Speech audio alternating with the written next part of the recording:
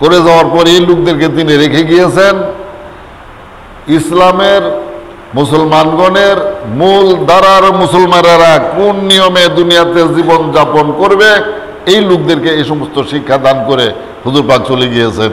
তাদের মধ্যে খোলাফায়ে রাশিদিনের 4 জন, আবু বকর সিদ্দিক রাদিয়াল্লাহু তাআলা আনহু, উমর বিন খাত্তাব রাদিয়াল্লাহু আনহু, উসমান জিন নুরাইন রাদিয়াল্লাহু তাআলা আনহু,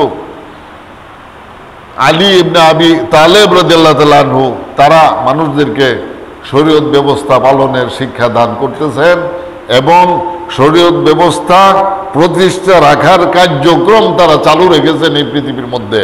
এবার তাদের থেকে যারা জুদা হয়ে গেল তাদেরকে বলা হয় বিভ্রান্ত, আর তারাই ছিলেন শরীয়তের মূল ধারার মানুষ, আহলুস সুন্নাত ওয়াল জামাআত।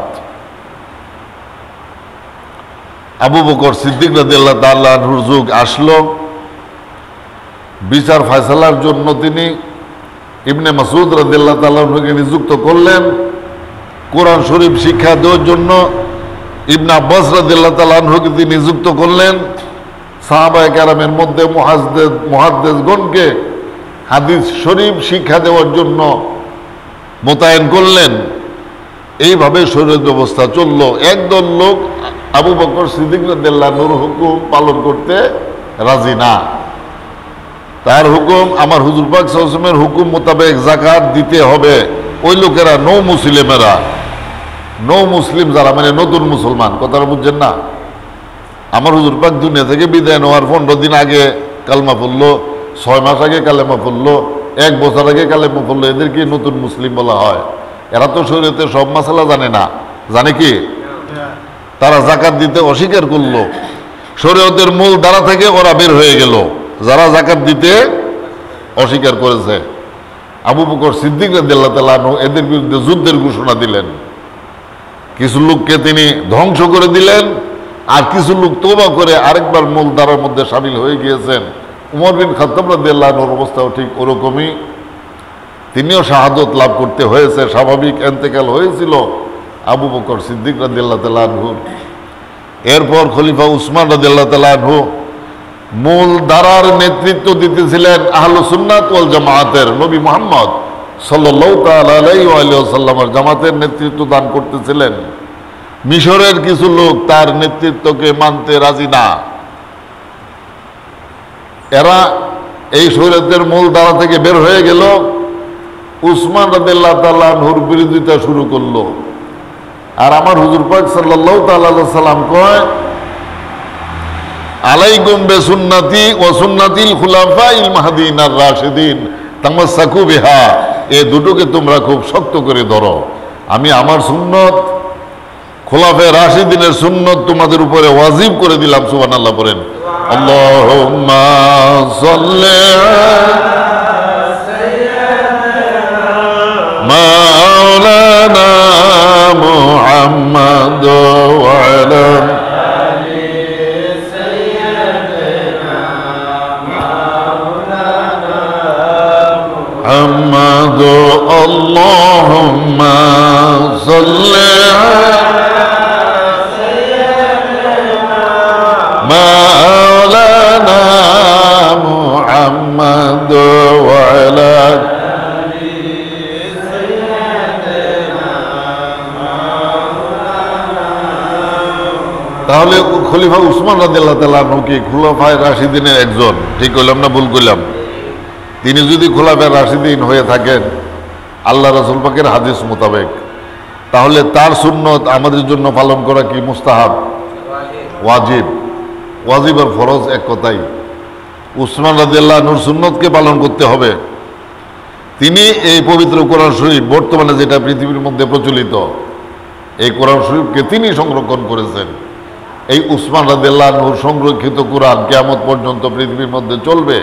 উসমান রাদিয়াল্লাহু আনহুর সুন্নতের উপর আমল প্রত্যেকটা মুসলমানের জন্য ফরজ, যেহেতু তিনি খোলাফায়ে রাশিদিনের একজন। মিশরীয় লোকগণ এবং অন্যান্য প্রত্যন্ত অঞ্চলের লোকেরা উসমান রাদিয়াল্লাহু তাআলা আনহুর খেলাফতকে মানতে পারে নাই, তারা বিদ্রোহী হয়ে গেল। এই মূল ধারা থেকে ওই লোকেরা সরে গেল, যারা মূল ধারা থেকে বের হয়ে গেল তারাই ঈমান হারা হয়ে গেল। শরীয়তের মূল ধারা থেকে যারা বের হয়েছে তারা কি? ওরা ঈমান হারা।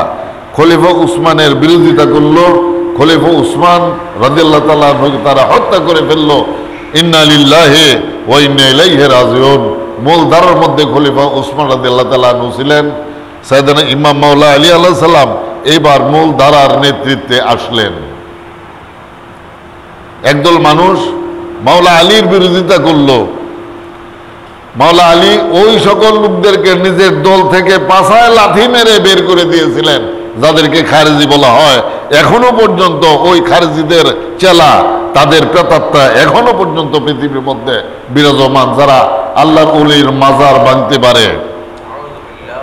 আল্লাহ রাব্বুল আলামিন বলে দিয়েছেন, আমার বন্ধু হাবিব সাল্লাল্লাহু তাআলা সাল্লামের আগমনে তোমরা আনন্দিত হও, তাই দিনটার নাম ঈদে মিলাদুন নবী। বাংলাদেশের ধর্মীয় প্রতিষ্ঠান ইসলামিক ফাউন্ডেশন, নাম শুনছেন সকলেই। গত বছর পর্যন্ত ইসলামিক ফাউন্ডেশনের প্রজ্ঞাপনের মধ্যে প্রচলিত ছিল ঈদে মিলাদুন নবীর মাহফিল করা হবে, আর এই বছর তারা ঈদ শব্দ এই মিলাদুন নবী থেকে বাদ দিয়েছে।